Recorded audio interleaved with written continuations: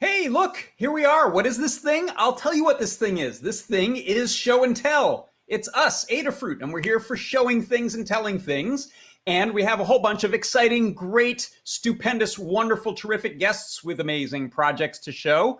Can you tell I'm rested and ready? Gosh, these are reflective, these glasses. I can take them off. I am amped up. So let's take a look at some cool stuff, talk to some good people. And I will bring on first our very good friend, Kevin Walseth from Digi-Key. So you are up. Hello, Kevin.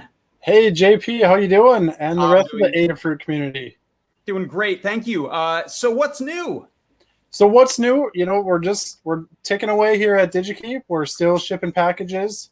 Every one of our trucks coming in is still getting fogged. We're still using the light tunnel to sanitize all of our totes. We have Is about that UVC? Yes, the words are hard today. It's just it's been one of those I get it. I'm with you. Yeah, so we're keeping all of our totes clean. We're keeping products out the door, and we're still keeping most of our business people work from home just to keep that warehouse going, making sure we keep people out of the building as much as possible. Everything's going good up here. We're nice and quiet in northern Minnesota.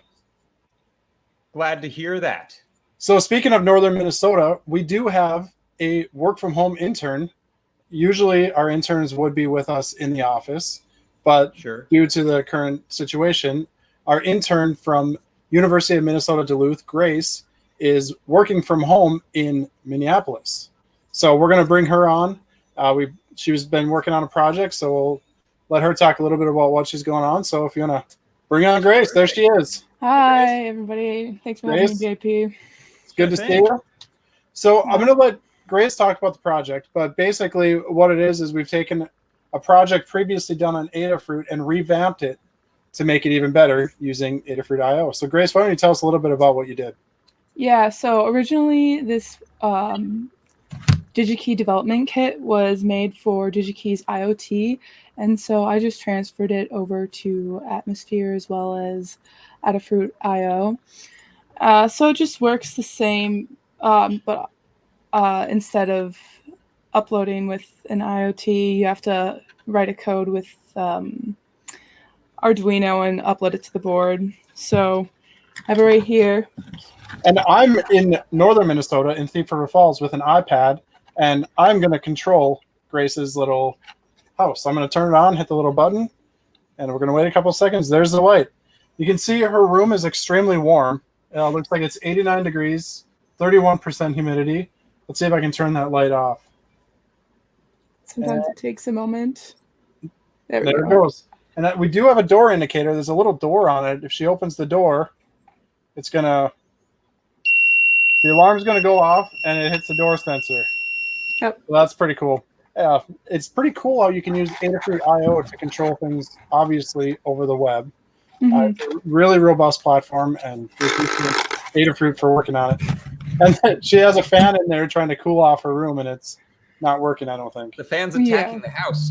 Yeah, it was hitting one of the wires just now. So you said this was originally using BLE, but now you've updated to use Wi-Fi to connect. Is that right? Yeah. So with Adafruit IO, I was able to use some of their libraries on Arduino, and I just kind of, chopped up, deconstructed them, and put them back together to make this program.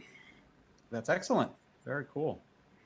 Yeah, she did a great job, and she gave her this project to do, and just like, hey, you should take a look at this. A couple days later, I have it working. It's pretty amazing how well, for one, Arduino works, and then using the whole Feather ecosystem to get it working. Is this a project that people can go online and check out the sort of modified version of it? Will you be posting updated code for that?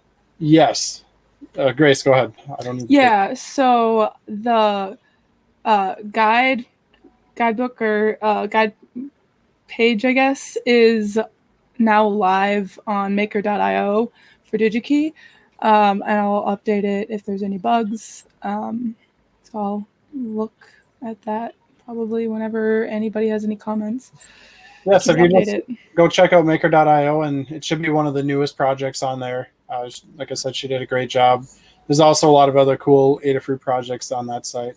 And it's pretty easy because you can go on there and just click add to cart, and it will add all the parts to your Digi-Key shopping cart.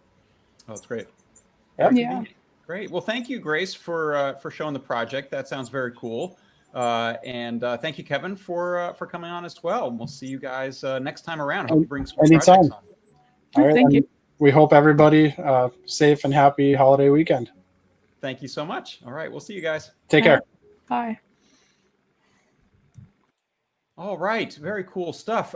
So we have, let's see, if people are, I know some people are looking to jump in and show projects, and the room is full now. So once people go, they will typically leave the StreamYard, and that should open up a space. So just try again right around the time when you see someone logging off, if you want to jump on and show your project. We have a full hour time slot today. So if we have enough people to use the whole hour, we'll do it.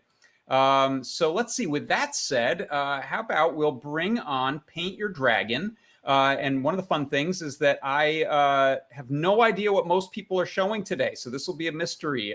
So let's see what Paint Your Dragon has got in store. Hey. There. Hi, you're so animated today. I'm feeling really amped. I don't know why. But. Yeah. Hey, so I have been working with this little camera. I forget the company who makes it, the OV7670 camera. And it's a super inexpensive color. It can go up to VGA resolution 640 by 480. And people have been, interfacing these on Arduino for a while now, a number of years. But the thing is, most microcontrollers are so, pokey that you're lucky to get like one still off of it. So I've been working on some new code to interface it to the SAMD51 on the Grand Central. And it's crazy. You can do like full video off the camera to the display,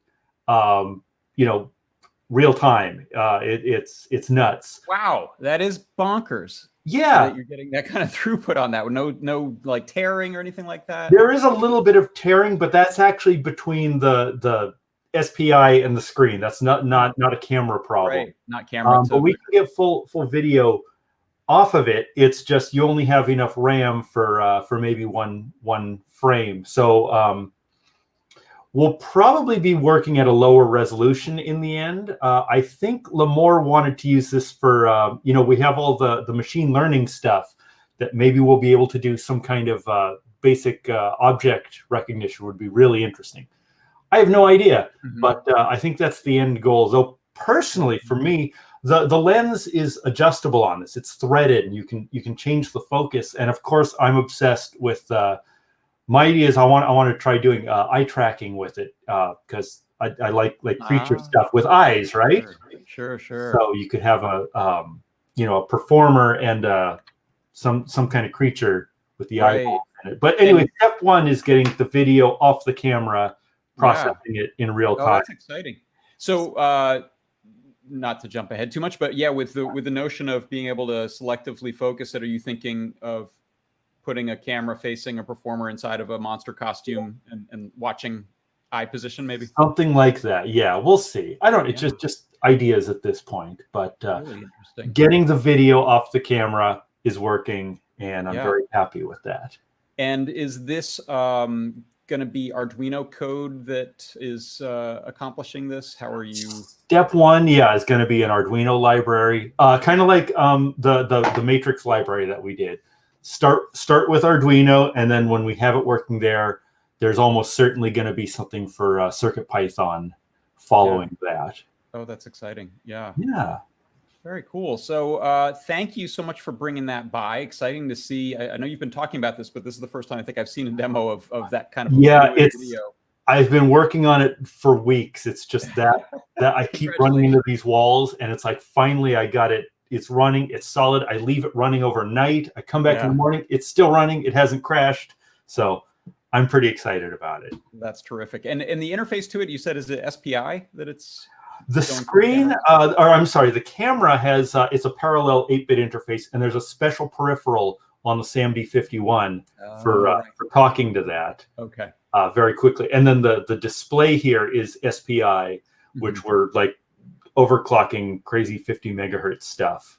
And that's how we're able to get the two talking very quickly. Really cool. Very cool stuff. Thank you for bringing that. And I can imagine it won't be long before you're also interfacing that to giant LED matrices as well for crazy video walls or something. Almost certainly, yeah. Inevitable, I think. Almost certainly. Good. All right. Thanks, Phil. We'll see you next time. You bet. Thank you. All right.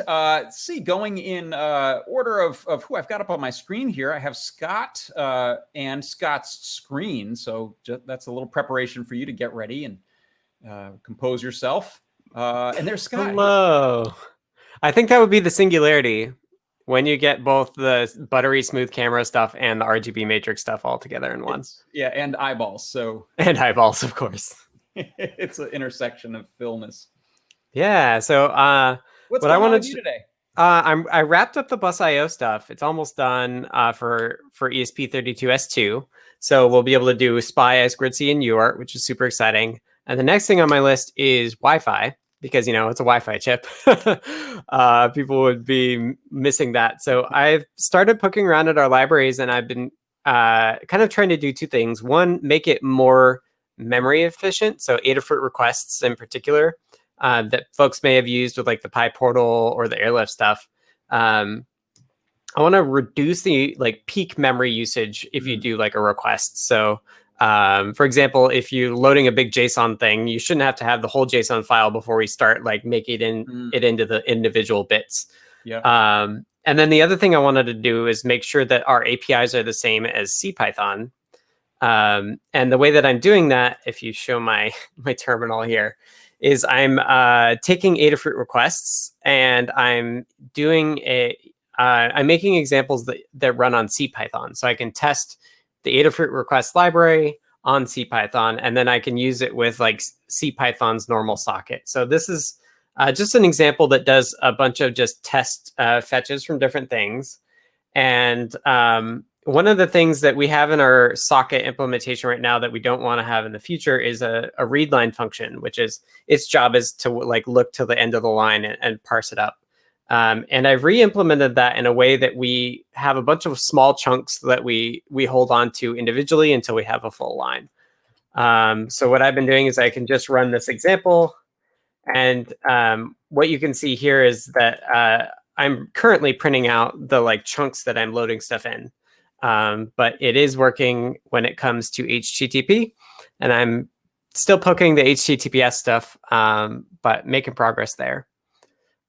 So once I figure out what the APIs will be, then I'll implement them on ESP and kind of reorganize all the other stuff too while I'm at it.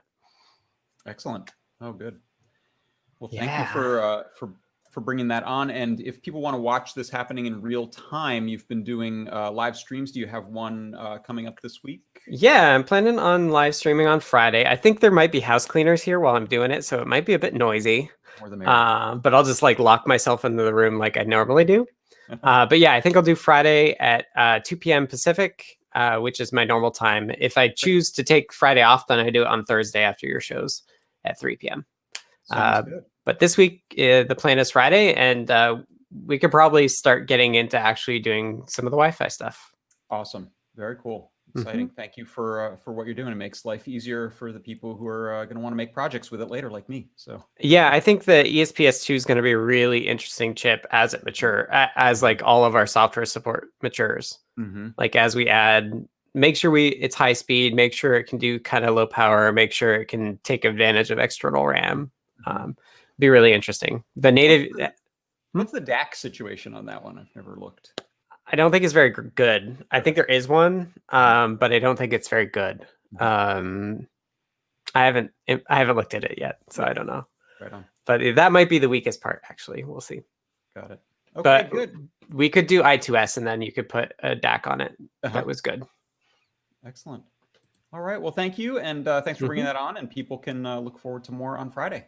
Yeah. See you there. All right, coming up next, we have Chris Young. I see a Chris Young camera right here. Let's bring that on. Hello, Chris. Can you hear me? Yes, I can. Okay, what we've got here is a project I've been working on for quite a while now, or at least run through my head. We have 2 Pi gamers, and even though they're sitting next to one another, they actually have an RFM69 radio wing on the back. And I've created a 2-player game engine for creating 2-player games that are connected over RF. And so this demo is a battleship game. And on the left machine here, I'm going to randomly place the ships. Hang on a second. Wake up.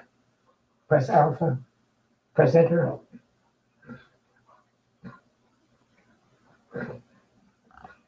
Press alpha. Press enter. Go to sleep. Shall we play a game? Go back to the full screen, please. Press alpha. Press enter. Go to sleep. Wake up. Press alpha. Press enter. Go to sleep. Let's play. Okay. So now it's I've set up to do a demo mode where 4 of the ships on the right side are already pre-sunk, so that we don't have to sit here and play a whole game. Of course, you can hear this sound effect. They're loaded onto an SD card on the back of each one of them. And then it switches to the other guy's turn. Fire. And he fires. So anyway, the thing is really very modular. It's written in Object C++. And you have this basic core engine, and all you have to do is write the routines that refer to your particular game. So I started out with something that was completely text-based on the serial monitor, and it would just send messages back and forth. Then I did a tic-tac-toe game. Game over, man. Game over. There you go, game over. Anyway. Goodbye. That's excellent. So it also, the RF module, that code is modular, so that I could perhaps come up with a Bluetooth module that you could drop in, and it would just, you wouldn't have to rewrite the game for a different kind of communication system. Oh, that's terrific. Chris, are you plugging in feather wings on the back to use those modules like the RFM or the Bluetooth? Is that Yeah, they're feather wings. Mm-hmm. The RF module is a feather, and it just plugs on the back of the Pi Gamer. I brought a little 3-inch piece of wire for a whip antenna. I didn't even go fancy on the antennas. And but it's been a lot of fun. I've got the learning guide about 90% done. Oh, great. And I was going to ask, that's really maybe excellent. Up by this time next week. I've still got to grab screen grabs and put them in there to fancy it up a little bit. But I had to, because I can't work the buttons in the joystick, I created an alternate interface on my serial monitors where I can just type in the letters and move it around. Mm-hmm. And that was pretty easy to do. So I'll take that out of the final version because you don't have to be connected to do it, you know. Mm-hmm. But anyway, it's been a lot of fun, and I'm hoping we get some people interested and write some more games for it. Like I said, C++. I'm sorry, I'm not a CircuitPython guy. I'm just too old school. Maybe somebody else will come along and translate it, and that would make me happy. But for now, we're going to stick with the C. Really impressive. Yeah, it's one of the first times I've seen that type of multiplayer gaming done with the Pi gamers, especially using something like C++. I think I've seen it in Make Code with a wired version. There's like a wired cable to do Make Code arcade stuff, but that's one of the first wireless multiplayer games. Yeah, well, we got to go wireless. You don't want to be connected by a cable. That's no fun. Now, sure. I'll see if it will port to the Pi Badge or the Clue, because it's all based on the Arcadia library, and I haven't played with that yet. But I've got a Pi Badge, and I've got a couple of Clues. I just got them. Before that, I was clueless. And, I'm glad you got a Clue, Chris. All right, that's it for now. Excellent. Thank you so much for bringing that by. We look forward to the guide. Really great work. Okay. See ya. Wow. Okay. Very impressive. I really look forward to trying that out. That looks fun. All right. Next up, we've got our friend Liz, Blitz City DIY. So welcome, Liz. How's it going? And let's see. We've got you on mute. Yeah. Sorry, I had started to share my screen. I blocked my mic. Right on. Let me bring your screen on. Yes, please. Okay. So last week I showed a paper circuit I was working on, and so I cut out the paper with circuit, a Cricut, sorry, and this weekend I soldered it, and it worked. So I cut out the copper paper with the Cricut as well, using through-hole components. It's just a simple LED like blinking circuit, and I was impressed that the paper didn't catch on fire. But it went a lot smoother than I thought it would. And I'm excited to do a little bit more experimentation. I want to try acrylic in place of the paper and try some different kind of circuits too. And I'll be sharing the files if people want to try it out on their own if they have a Cricut. And yeah. Great.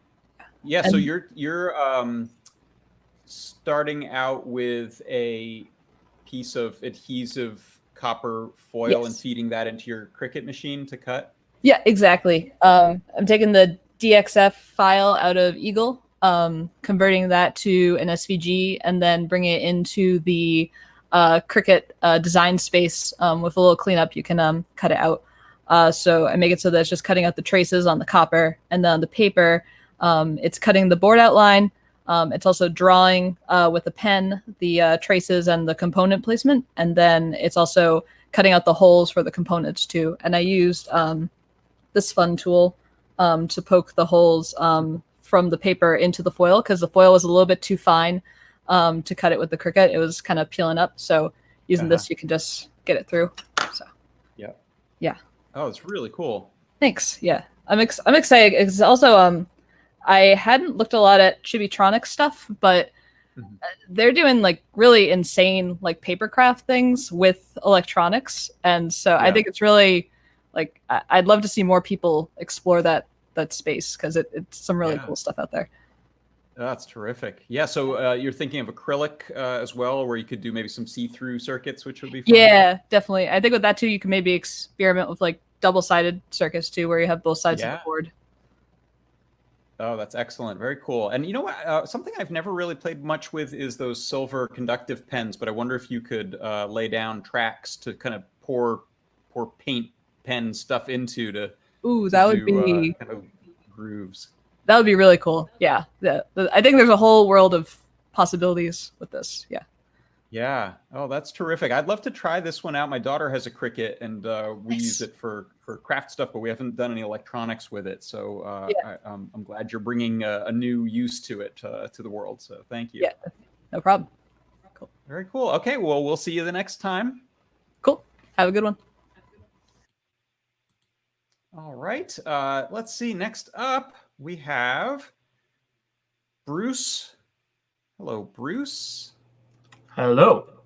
Welcome. So I'm getting rather interested in Raspberry Pi based surveillance cameras. So both of these are based on a Pi 0W, but anyone who's gotten into surveillance cameras knows the big thing is PoE, and you can do that. You can get a OTG Ethernet adapter, and you can get a PoE to 5-volt adapter. They call it it's a splitter. So, but then you end up with this mess where you've got these extra wires, and it's a lot to manage. So what I wanted to share is the fact that nobody makes a PoE to micro USB power and data adapter. But if you just take the guts of both of these, then you can combine them and get something like this. And so this is the same circuit boards. On the OTG to Ethernet adapter, I desoldered the Ethernet plug, and that was the hardest part because that's got 8 pins for the Ethernet, even though this is only using 4. And then it has 2 LEDs on it as well, and you have to desolder all of them or just rip them off. But then, so the 5-volt from the converter, you can see is just bypassing around to then be soldered directly into the OTG. So if you plug this into a Pi Zero, you get it shows up as an Ethernet, and you get the 5-volt power just from one connector. And so I designed this case, which is basically the minimum size to fit around it. And I've also experimented with doing inlay. So this is just the first 2 layers in one color, and then you reprint it with another color. The reason why I wanted to share this is the next step for this is to try to just make it from scratch. Make the PCB design from scratch with all the components on one board, so that you go from PoE straight to the micro USB. That's beyond my skills. I've done PCB design. I'm starting to get into it, but that's beyond my skills. And I'm going to share the files for this case on prusaprinters.org and possibly Thingiverse, and the OTG adapter and the PoE splitter.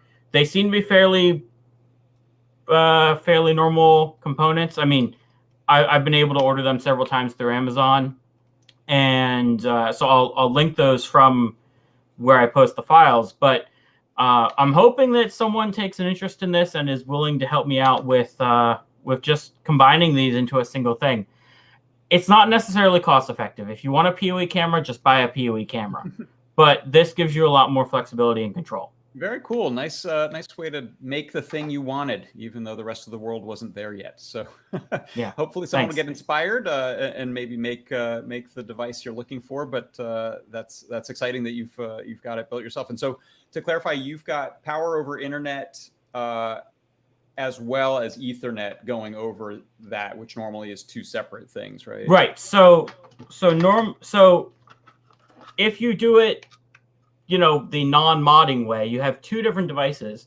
This one takes the 48 volt, and this is an active PoE. So it'll tell the switch, "Hi, I'm here. Please give me power." The switch will provide, or the PoE injector will provide 48 volts. And so this has a DC-DC built into it. And normally you don't see these wires coming out. Normally there's a molding or whatever. I cut that away. So you can see here that it's just 2 separate wires. You've got the power, and then you've got the Ethernet. So then you would take the Ethernet and plug it into whatever your Ethernet thing is. You would take the power, and you see here it's 2 micro USB. Right. But now with this module, the data and the power are just on one. Mm-hmm. Freeing up another port for data of OTG on the Pi as well, right? Well, no, because the Pi Zero only has the Pi Zero. You can provide power on either of them, but only one of them has data. Oh, right. There's a power only one. Yeah. Right. So you have to plug this into the one with data. Got it. Very cool. So nicely done. Good hack. And thanks for sharing it and building up a cool case for it. And you said people will be able to find that on the Prusa. Yeah, prusaprinters.org and Thingiverse. So look for BRWAINER. It'll probably be something like, the title will be descriptive. Excellent. Great. Well, thanks for bringing that by, and come on by again if you make any modifications or updates or shrink it down even further. Yeah. All right. Okay, thank you. We'll see you. Very cool. All right. So let's see. Before we go to Noah and Pedro, I can see their little thumbnail. Give me a thumbs up if you have something to show, because sometimes you guys are on for note taking. So Noah and Pedro, are you guys? Yes, you are. All right, here you are. Let me give you the. Hey, John. Hey, John. I wasn't sure if you were like, no, don't. I don't have any. I don't think we're taking notes this week. Yeah, I hope we're not taking notes this week. We didn't take notes. All right, so this week was an update to Dylan Harada's awesome auto bike braking project for the Circuit Playground Express and the Blue Fruit one. We're using the Blue Fruit one here. So all we did was make a mount so that it can go onto our bike, because he made one that goes onto the bottom of a seat. We made one that goes onto the seat post or stem, whatever people call it. And it's just simply a little holder that has the little 500 milliamp hour battery and a slide switch on there. And we're using our, the tripod accessories that we have in the store. So we have the 3/8 to 1/4-20. I've been saying that wrong all day. And then the 1/4-20 to 1/4-20 adapter, since the polycarbonate acrylic case for the CPX has one attached on there. And here's what it looks like just without everything assembled. So a nice little case for that. And he did a really good job on getting this to, I can't really demo it here, but when your bike is in motion, the LEDs are nice and solid. And then when it comes to a stop, the built-in accelerometer on there will sense it and it'll start blinking red. And it gave my legs quite a workout getting that to record and all that. So nice, excellent project on there. Did it all in CircuitPython. He does a nice little code walkthrough, so you can check that out. It's a nice little update to his code. And then since you're hosting, I wanted to show you a couple of the parts that you've had me print out for your updated Lucio Blaster. So here, I forgot what the name of this one is, but one of the techniques I've been using is instead of having like support materials everywhere, I've just been slicing these guys in half. And that's terrific. Yeah, so I forgot what one of the, like the right one or the left mount for like the one in that part right there is where these side splitters are. Yeah, I forget the name that you called it for the color scheme, but it is super rad. It's like red and like orange and dark grays. Dark grays, yeah. So I will be shipping these out. I think it's printing the last orange one. I got like 1 or 2 more of those big black pieces left to print out. I said I would glue them for you, but I ran out of time. I think like 3 of the printers busted. So yeah, I got a bunch of these all split up. That's a cool thing for, I don't know if you guys have shown this in guides before, but I had parts that needed a lot of support for some of them. And you were like, forget this, I'm just slicing them. Yeah. I don't think we ever talked about that. Yeah. So like you can see here, this would have required so many supports just because it's so organic, you know, the way that you have it all flowing. So just chopping it in half and seeing what, you know, can go flat on the bed. And then just having a little bit of supports like for the 90-degree overhangs. Right. Then, we'll have these shipped out like Friday, I believe. Oh, yeah, and then the brims. Excellent. Easy to remove. So lots of cool parts coming your way. Add a little note to that guide, or just do one on your own at some point about some of your methods for doing the slicing and your strategies, as well as just which software you like to use to do that. That would be cool. Totally. Yeah. All right, cool. And that's pretty much all we have. Yeah. Unless you want to see some demos on some MIDI stuff, probably. Yes. You've got a drum pad in here. What do you got going on with that? Yeah. So let's see if we can fix the camera this one. Just to bring it up. Yeah. So we're working on a collab project with Liz. This is the 12-volt solenoids, and we're trying to make a drum robot. So Liz put together the xylophone robot. So we thought we'd do the drum next because we're going to kind of do a thing. Let's see. Is it working? It is not working. There it goes. So right now it's running some USB MIDI code that Liz wrote, and I'm running it off of this guy right here. So we have the Feather NRF 52840 and a Darlington driver to drive the 12-volt solenoids, and then we're just feeding some 12 volts power supply from the wall into this little DC jack thing. And I'm just playing it on my keyboard, doing some MIDI triggers. It's really nice because it uses the monotonic time, so you can do like 2 notes at the same time, so there's not much latency there. It's pretty quick, and we need to get the next step is to kind of make a mechanism to strike it with an actual drumstick, so we can do some cymbals.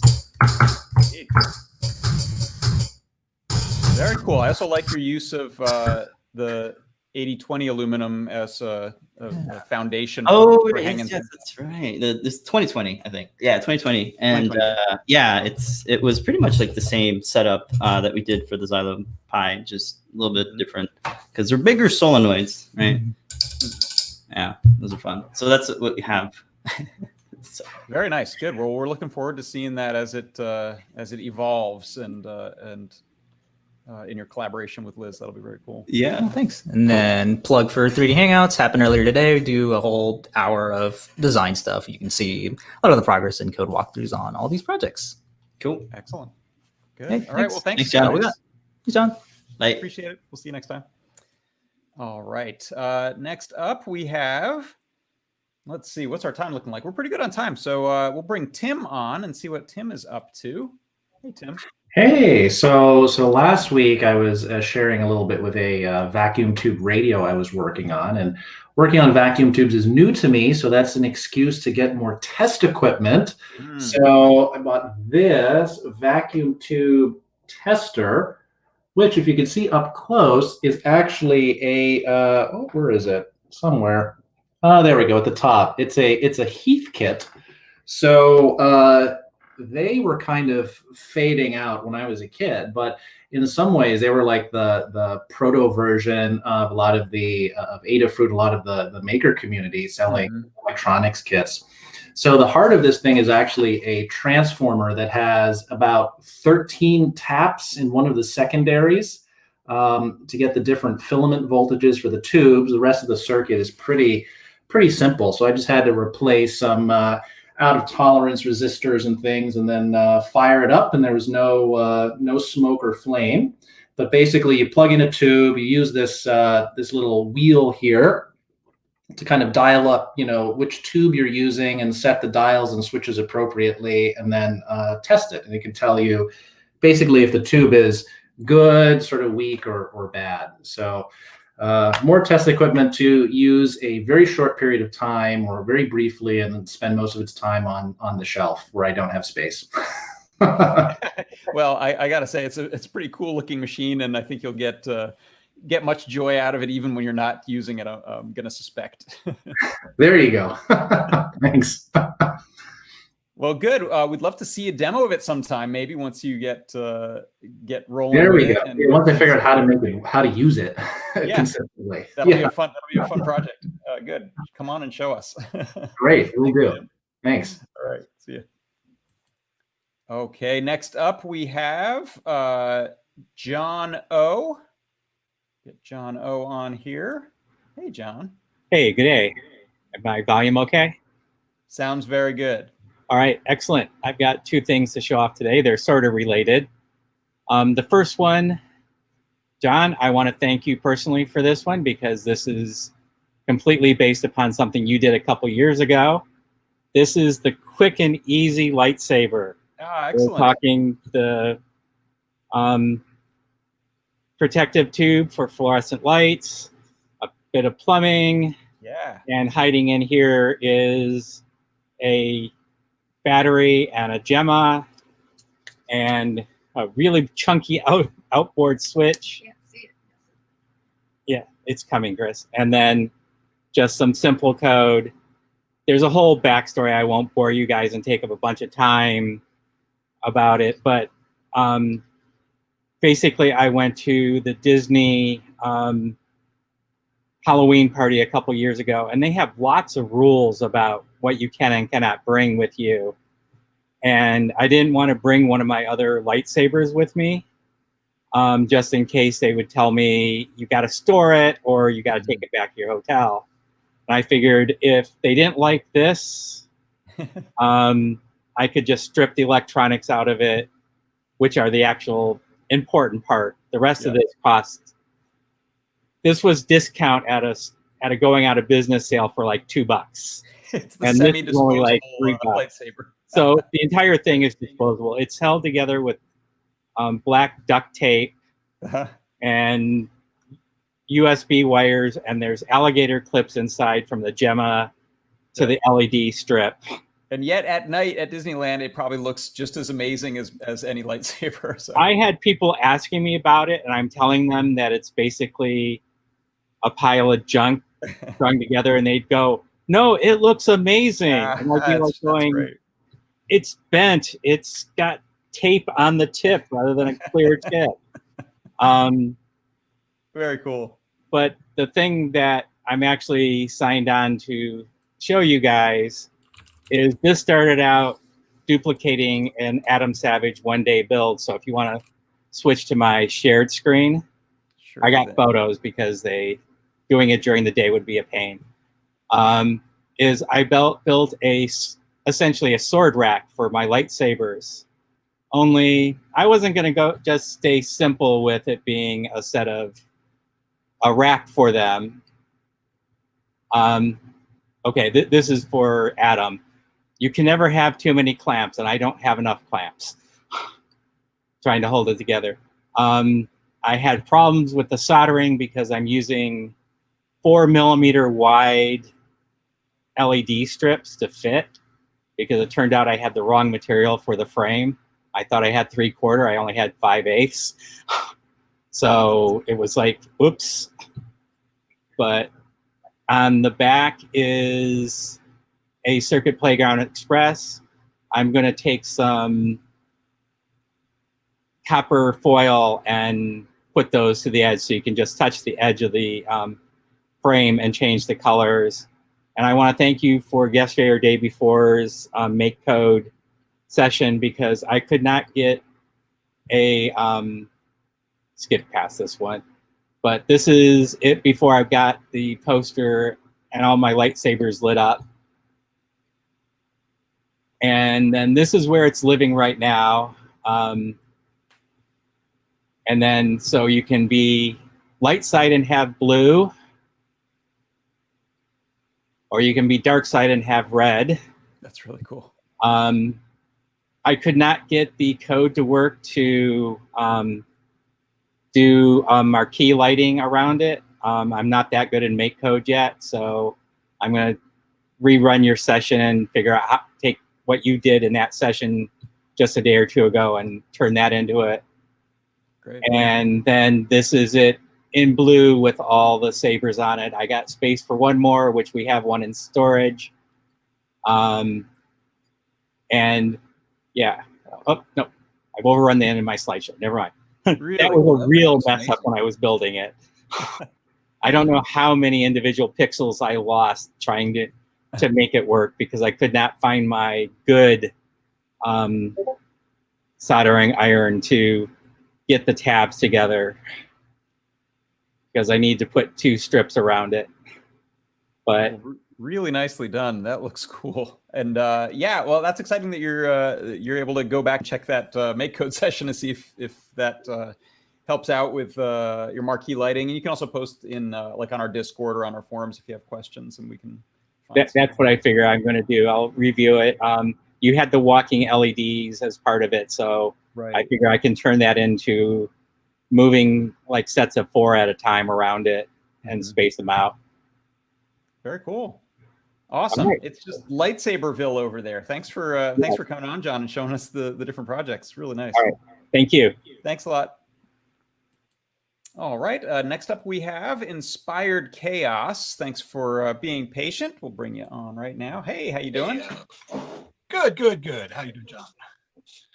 So I saw, well, I was on a little over a month ago, and I had this 5-fader WS2811 NeoPixel controller deal, and I saw your latest Make Code Minute, and I was pleased. Right on.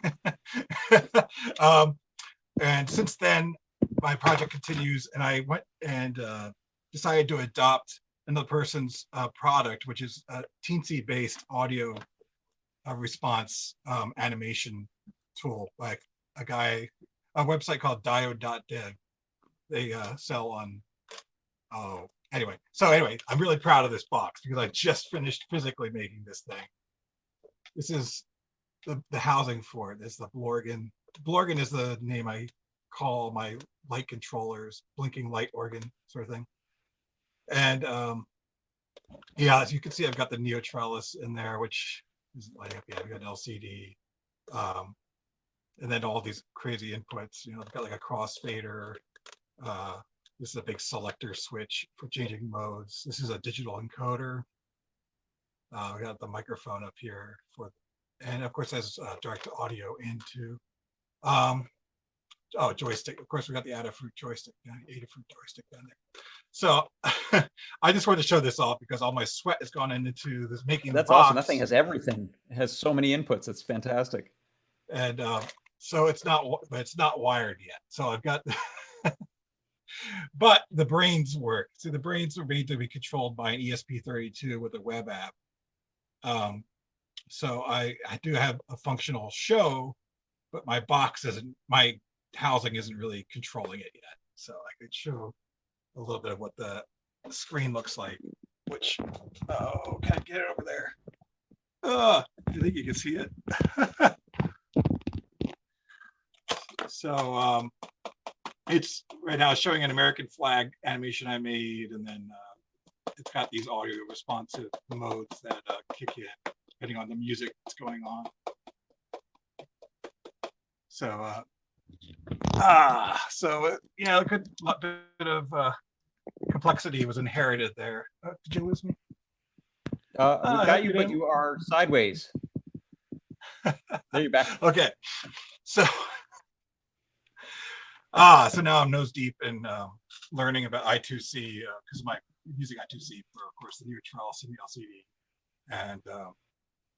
and the UI code and all that stuff. But I did get quite a boost by adopting the other project and putting it into here instead of working on Arduino. So this will allow you to do programming of new sequences from the box, or calling up existing stuff and modifying it. Yeah, it's going to be more about triggering it and modifying parameters in real time, but it is for sort of a busking type thing, not just letting. You can put it in on auto and let it do its thing, but it's going to be all about kind of performing with it, because that's really what I like to do, to perform light shows. So thanks for having me on.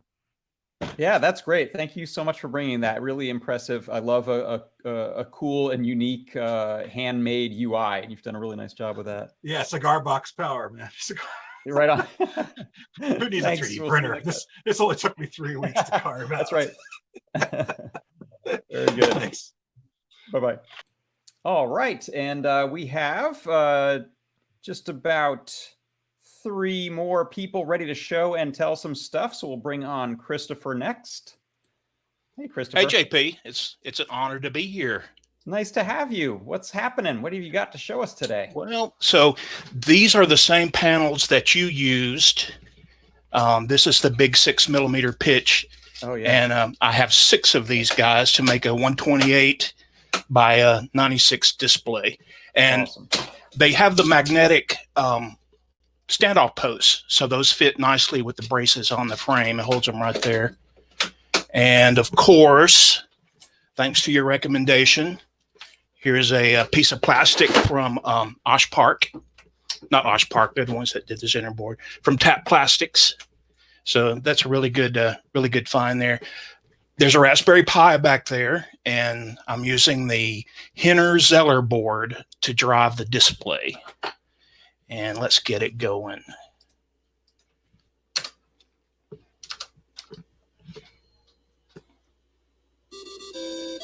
This is a USB sound card, gamepad, USB gamepad. So I remade an old game that I used to play on the color computer called Megabug. And basically the mouth moves around and leaves a trail, and the bugs follow the trail and try to eat the player. It probably looks a lot better in person than it does. It looks really good, actually. That is a heck of a display you've made. So you can do some things with the color map, like you can say outside the magnifier, the walls are invisible. Inside the magnifier, they're invisible. And that was the gotcha sequence. And this is what it looks like if you win. If you eat all the dots, I can fake that. Let's see here.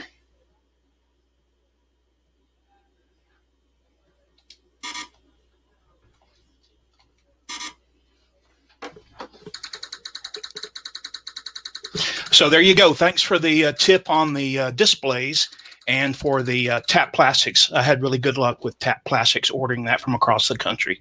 Oh, that's great. Yeah, that is looking amazing. What a fun way to play games on a big, juicy display like that with sort of nice pixely resolution. Yep. So that's it. Thank you so much, Christopher. Thanks for bringing that by. Really nice. Thank you. All right, and next up we've got Orlando. Hey, Orlando. I didn't give you much warning there. Sorry. Oh, no worries. Can you hear me? I can, yes. All right, sweet. All right, so I'm here discussing the next revision of my Bluetooth audio adapter.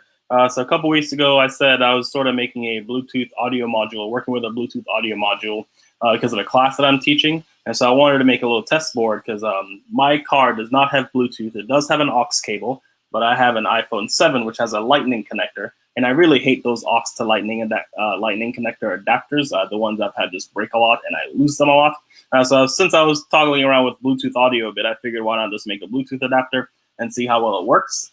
So I did a breadboard version of some breakout boards I found on SparkFun, and I sort of designed my first printed circuit board prototype. A lot of flux there. You guys know how that is. Long story short, the audio is terrible. And then I sort of realized that when you do PCBs for audio, you have to really pay attention to grounding and all that type of thing, and all those types of things. So I decided to do a different board. I'm not super familiar with PCB designing for audio. So what I did was I first looked at the SparkFun breakout board that worked, and just to compare, time to share my screen, just to see what in that board is different from my board. So what I noticed is that they just had like one big ground plane at the bottom. So anyway, this is actually my first board. Here, the important components of Bluetooth audio module was the RN52, audio out, power, and I put ground on both sides in this case. So this is ground on the top, this is ground on the bottom, but I figured there are probably a lot of ground loops here, and I know for audio that's really, really bad because you could hear that hum. So you hear it whenever you have ground loops, you hear it just a static hum.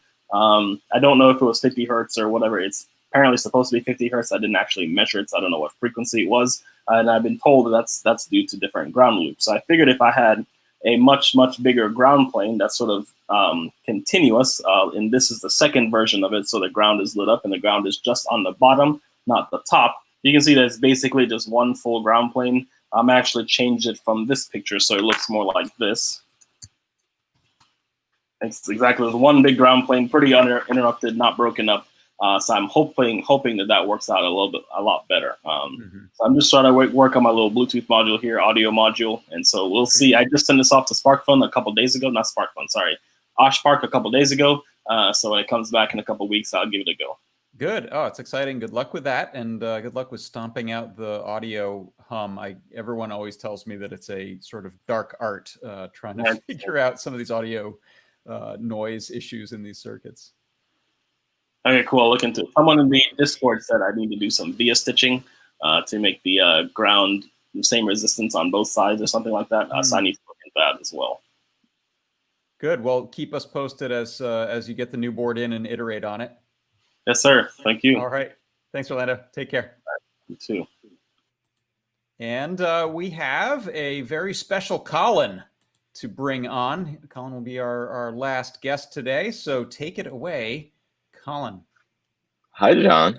Hi. Nice to see you. Very nice. You know, I don't know about you, but watching world events, everything as they are, I get this odd, seemingly unrelated side effect that I've got a hankering for democracy. I want to vote as much as I can. We had a recent primary in New York, but I need more. I need my votes. So a mutual friend of ours actually suggested a therapeutic project, which I just assembled, which is a keyboard which can only type the word vote. And unfortunately, probably don't have a focus in our favor at the moment. But this is, straight up keycaps. I somehow found a 3U spacebar and a teensy M0 on the side, and quick PCB milled on the old other mill. And it's pretty much it. You can type vote, hit return, hit space, hit return, type vote again. Maybe you can write Tove as well, but basically vote, writing vote is the intended. Yeah, I'd focus on you that. can tell by the sequence, basically, yeah. And you can use the space bar so you can type vote, vote, vote, and then enter. Right? That's true. You know, there really are a lot of variations. You could probably get pretty far with this, to tell you the truth. There might be a whole evolution of language, this kind of system of input. But and, that's beautiful, and I love it. And I want to ask a couple questions. Are you using a switch, an input per switch on a trinket, or do you have a diode matrix of some kind? How are you entering? This is a diode matrix. The diodes are underneath on this side of the board. I'm actually writing the code for it right now, and yeah, gonna pull. We've got it's actually set up so we have 3 columns and 2 rows. So it's not totally set up. It's not like 4 columns here. It splits off the end, and one of the top actually acts as it's in the bottom row. But yeah, it's pretty straightforward. I've done them before with the itsy bitsy, and it worked out well. Yeah. Oh, it's beautiful. Thank you for sharing that. And do you think we'll get to see this in action at some point? Do you think we'll get a guide out of you on this? Will this? I will type the word vote and record video of it multiple times, and yes, publish any related helpful or educational materials, which I can sum it up from the process. And then the question on everyone's mind: which key switches? Normally I'll have something like kind of a fun. Check these out. These are Box Kailwa, but actually this time nothing weird. These are just straight up. I guess they're not cherry blacks. They're Gateron blacks. I just had a lot of them laying around. And if you do go for something like this, you should use PCB mount with the stabilizers. I only have a plate mount around, but I won't get caught in the weeds there. Yeah. So linear, heavy linear switches. Vote. Yep. Vote. Thanks, Colin. That's about all there is to it. Thank you, John. We play us out with some linear clicking, barely clicking. Yeah.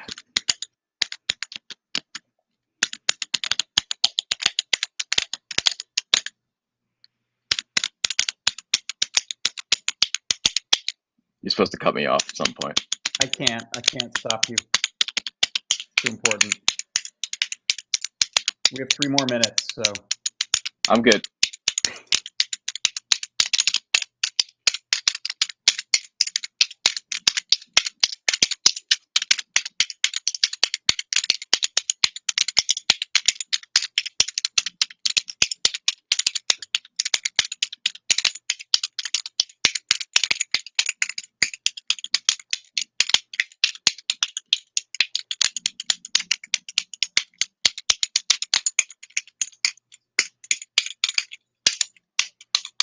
Is the bridge.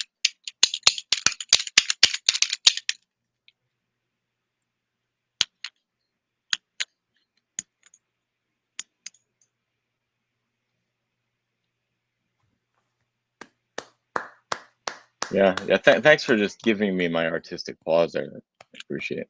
A little room. Someone's calling for an encore. Hey, you know what? I just realized, this is rude of me a little bit, but I was supposed to show something. Lamore asked me if I had something to show. And can I leave you on so I can show it to you so I don't feel like I'm just talking to the screen on time? All right. I would feel better if you did that. Yeah. It's sort of related, actually. Let me add a screen here. So this is an iPad app that looks like a synthesizer, and it is a synthesizer. But my project that I'm going to be working on tomorrow on my workshop, this little tease of it, this is a Bluetooth MIDI wireless. I can take this USB cable out so you don't think there's any shenanigans. So right. Get it across. So it's a wireless a BLE MIDI thing. I love having the readout right there. Yeah, so you can see I'm sending a couple of streams of control change or continuous controller data on. This is automated from 73 and 71. It's coming from the accelerometer. Oh, from the accelerometer, right? Accelerometer there, so you can see that bottom number. It doesn't track the screen too well. And I'll hit play and you'll hear sounds. And this is connected as a Bluetooth MIDI device to the tablet. That's right. Oh yeah. So that's some delay.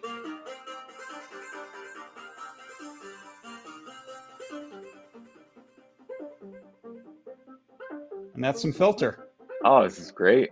So come on the show tomorrow. I'll talk about it. And if you want to join me and play some vote keyboard and this, we'll finish this up. Get a combo going. Yeah, I'm gonna do a full set. This is great.